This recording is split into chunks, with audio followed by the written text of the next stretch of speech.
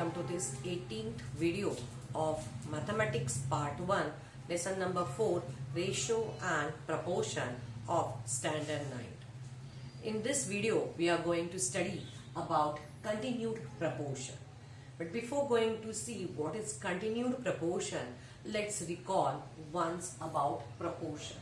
We have seen that if two ratios, say of A and B and C and D, so basically there are four numbers A, B, C, D which are positive numbers, real numbers, and when this ratio of these two A upon B and C upon D, when these two ratios are equal, then we call these four numbers A, B, C, D are said to be in proportion.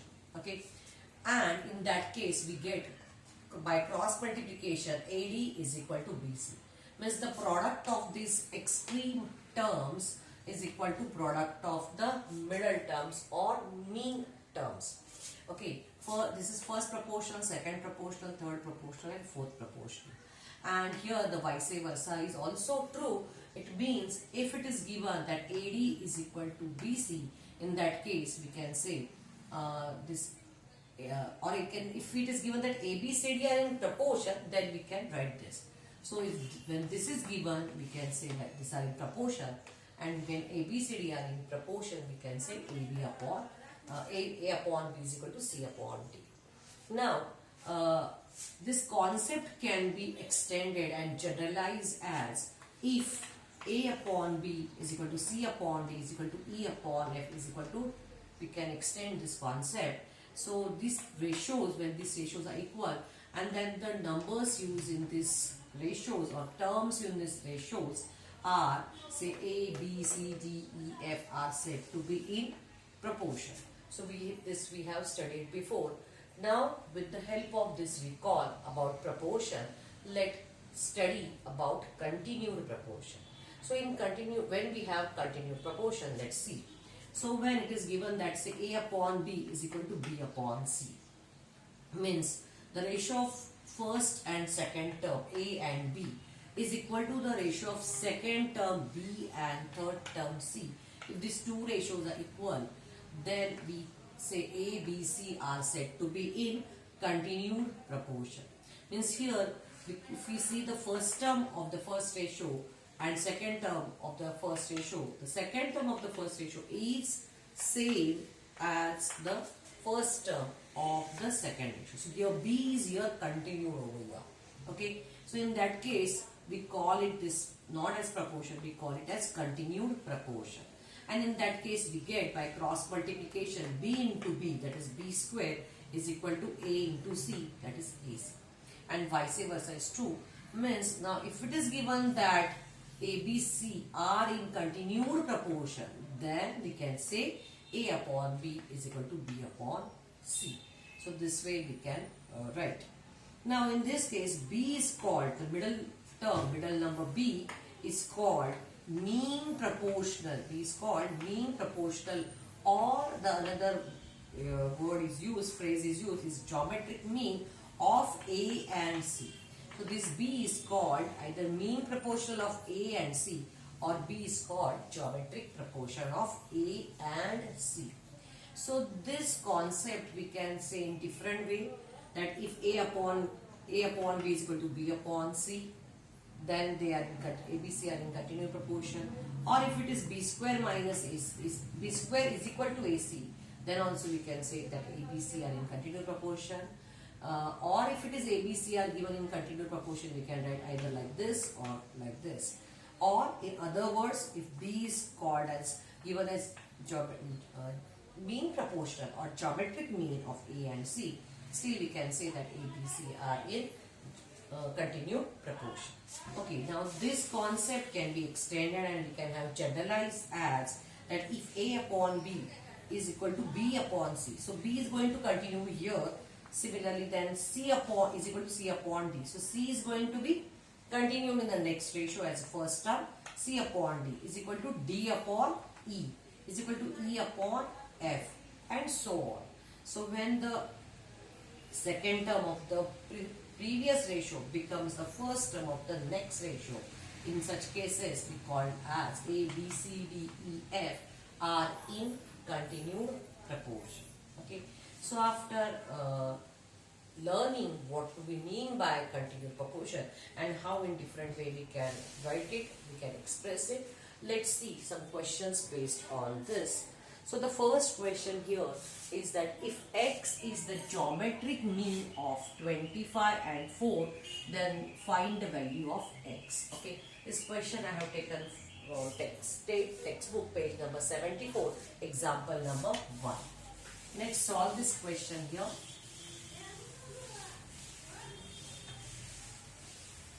Okay, so what is given here? We are writing the solution here. Now, if x is geometric mean of 25 and 4, we can write that x is the geometric mean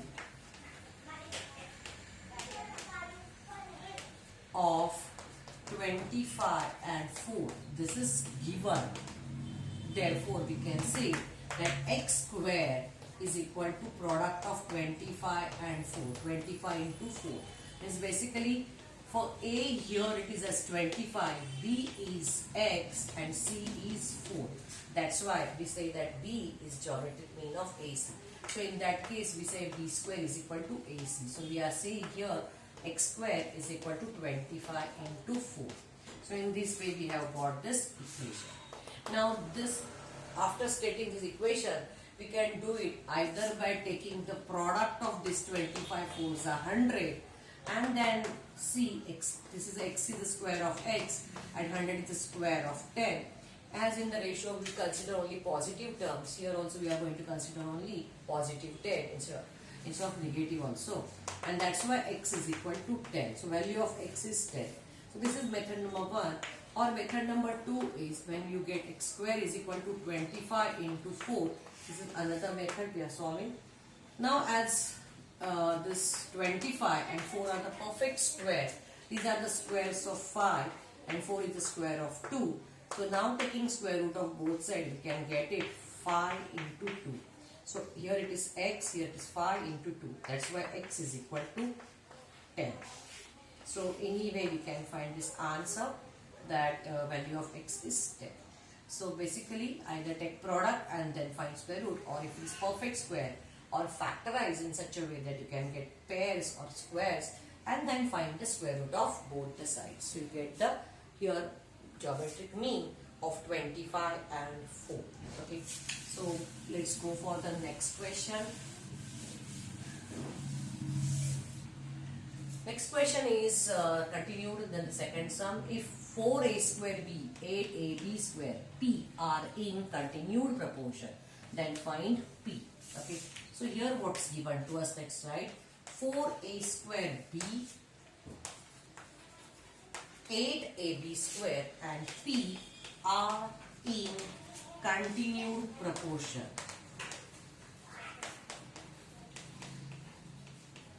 This is given, and that's why we can state that either we can write first term upon second term is equal to second term upon third term, like this. Say 4a square b upon 8ab square is equal to 8ab square upon p. So ratio of first two and ratio of first and second and third, they are equal. Or you can write directly by cross multiplication that 8ab square into 8ab square is equal to 4a square b into p. Either you can go for this statement or directly you can go for this statement. Here you get b square is equal to a into c. Now as we need to find what is the value of p, keeping p on the right side, let's take 4a square b on the left. Let's transpose that here. As it is multiplied here, we have to take it as division. So let's copy 8ab square into 8ab square upon 4a square b, that equals to p. Let's write it here, p. Now simplify this, you can get the answer. So 4 1s are here, 4 2s are 8. A square, here a 2 times we have and a square here. So 2 times a from the numerator is cancelled with this a square. Now here 1 time b and here we have 2 plus 2 4 times. Means 1 b cancelled over here. From here it is b square, means b into b. Let's cancel 1b and 1b is left over. That's why p is equal to, here it is 2b and then multiplied by 8b square. So just take the product of this, 2 8s are 16, b into b square, we'll get it b cube. So this is the value of p, this is your answer or solution. So with this way we have solved the second example. Now let's move on to the State Board Practice Set 4, page number 78, question number 5.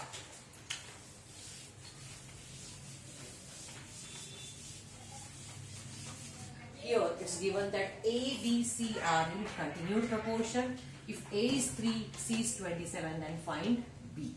Similar sum, it's okay. So solution here of fifth I'm taking. It's given that A, B, C are in continued proportion. This is given. That's why we can write that B square is equal to AC. Now value of A is given to us 3 into C, value of C is 27. Now here we can see that we do not have this perfect squares. So either you can multiply this. So B square is equal to, what is the product of this? 27 is 81. And now we know that 81 is a square of 9. So take square root of both sides, you can get B is equal to 9. This is the one way, or the other way it is, if B square is equal to 3 into 27, you can take factors of this 27. 27 is 3, 9s are 27, correct? So these are the factors of 27. So here you get 3 into 3, that B square is equal to 3 square. Again 9 is also 3 square. Now if you take square root, so B you will get 3 into 3. That's 4, B is equal to 9. So for smaller numbers you can go by any one method, but if the numbers are a little bit bigger, then finding by factorization method is a little bit easier. Let's take one example. Suppose we have the values of A is say 32 and say C is 128. In that case, what will be the value of B? Say these numbers are bigger. So as we know, B square is equal to A into C. So if it is 32 into 120, if you multiply this, then you will get a quite bigger number, and then you have to find that number is the square of which number. So here what you can do, you can factorize 32 in such a way that one factor should be a perfect square and the other should not be. So if we factorize this, that 16 twos are, as 16 is a perfect square, so here we got 16 twos are 32. These are the factors of 32. Say if it is 128. Now 128, here if we get 2 as a factor, let's try to get 2 from this 128. So if you divide 128 by 2, what will be the factors? 2 6s are 12 and 2 4s are 8. So here you can see that 16 is a perfect square of 4. Now here you got 2 2s are square, 4, that is 2 into 2, that is 2 square, and 64 is a square of 8. That's why, and this is right, left side your B square. Therefore, taking square root of both sides, what you can get? B is equal to, you have to take the numbers, take square root of this, so it is 4 square, it will become only 4, 2 square, square root is going to be 2, and 8 squared, square root is going to be 8. So if you take the product of these three numbers, you can get the value of B. So it is 4 2s are 8, 8 8s are 64, and that's why B is going to be 64. So here we have gone with the second method, factorization, okay, and in that way we have got this value of it, okay. What if we do not get perfect square, if we get say B square is equal to say 3 square into 5, then what will happen? In that case you can write B is equal to taking square root. Now here you have 3 square, you can take square root of that as 3, but 5 square root is going to be square root of 5. So in that case your B can be in this way, multiplication of a rational and irrational, where we cannot find the pair or the perfect square. In that case you can do this. So these were some extra examples which will helpful to you for doing calculation part. Okay, now let's go for the next question, fourth question of problem set 4, this fourth question. check whether the following numbers are in continued proportion. So we do not know whether they are in continued proportion or not. So question number 4 is that first sub question. It is 2, 4, 8. Now we need to check whether these three numbers are in continued proportion or not. In which case we can say whether they are continued proportion. If we find the ratio of the first and second, say 2 upon 4.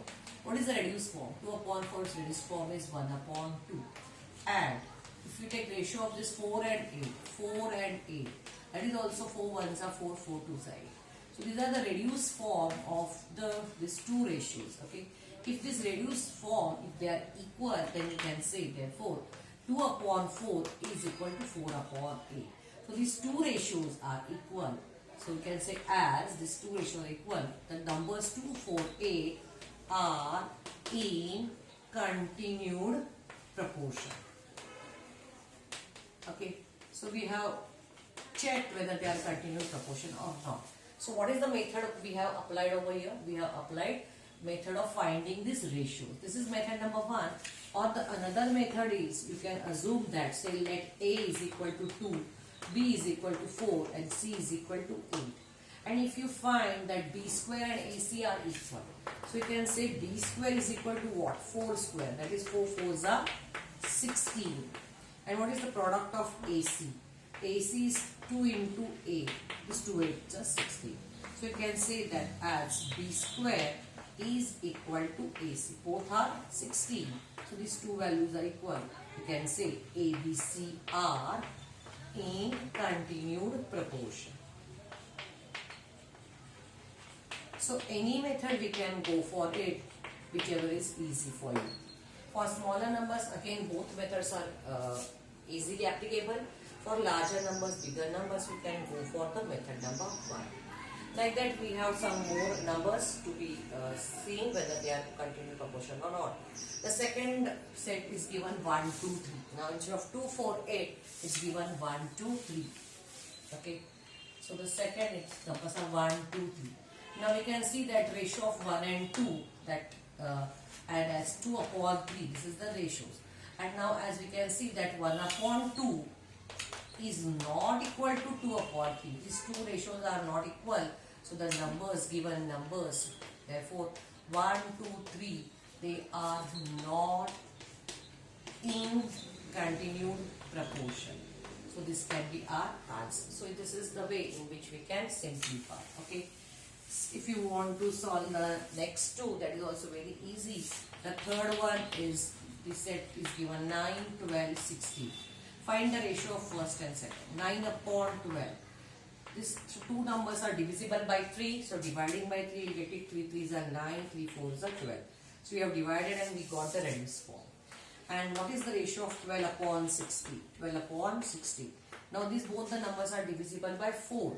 4 3s are 12 and 4 4s are 60. So here again we found that this reduced form is equal.